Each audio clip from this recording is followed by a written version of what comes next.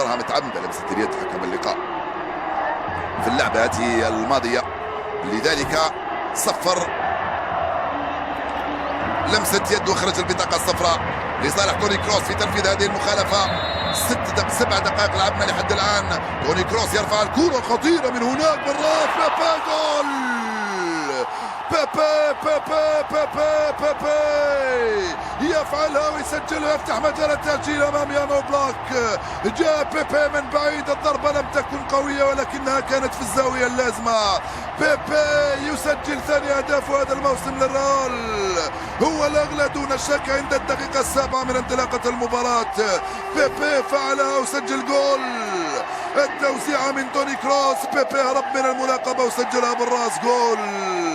كرة ثابتة في هذا الشكل أو ركنية، ضربها بكتفه براسه، نعم ضربها بيبي في الزاوية البعيدة مفتتحا مجال التسجيل للريال. ريال مدريد متفوق على الاتليتيكو. الآن سيخرج اتلتيكو مدريد، سيخرج ويعدل أو يخرج ويتلقى جول ثاني. هي هكذا القاعدة في لعبة كرة القدم في ظروف مثل هذه.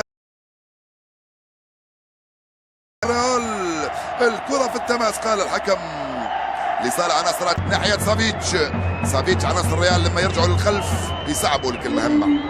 كوكي، فرانشيسكو خوان فران يرجع لكوكي مرة ثانية، قريب منه كاراسكو، يجد صعوبة في تمريرها، مضطر يرجع للخلف تماما ناحية ستيفن شافيتش. كوكي معاه، هايلة الكرة والانطلاقة السريعة، جول.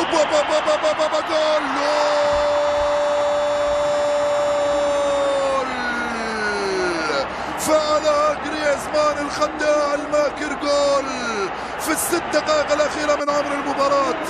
يا له من تمريرة ويا له من جول.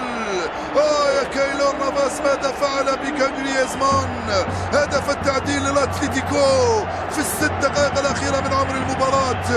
جريزمان يسجل هدف آخر للريال للاتليتيكو وال15. يا له من تمريرة من كوريا على الخط، لم يكن في وضع التسلل، خروج غير موفق من قبل كايلور نافاس، وجول لجريزمان في سانتياغو برنابيو في ال5 دقائق الأخيرة. عدل النتيجة جريزمان أمام الريال.